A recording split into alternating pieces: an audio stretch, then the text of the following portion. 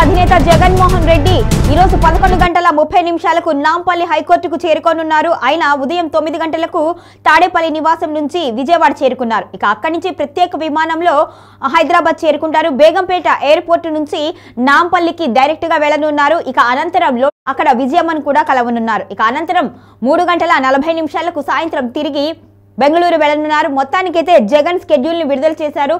దాదాపు 6 సంవత్సరాల తర్వాత ఆయన నాంపల్లి కోర్టుకు హాజరు కానున్నారు.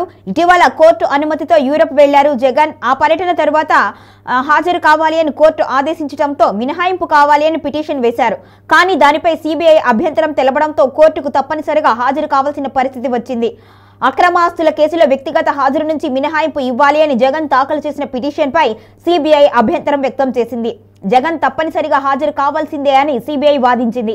ఈ వాదనతో న్యాయస్థానం ఏకీభవించింది. దీంతో నవంబర్ 21లోగా హాజరు కావాలి అని కోర్టు ఆదేశించడంతో ఒకరోజు ముందే నాంపల్లి కోర్టుకు వస్తున్నారు జగన్. చివరిసారిగా వైఎస్ జగన్ 2020 జనవరి 10వ తేదీన నాంపల్లి సిబిఐ కోర్టుకు హాజరయ్యారు. అంటే దాదాపు 6 ఏళ్ల తర్వాత మళ్లీ కోర్టుకు వస్తున్నారు. ఉదయం 11 గంటలకల్లా కోర్టుకు హాజరయ్యే అవకాశం కనిపిస్తుంది.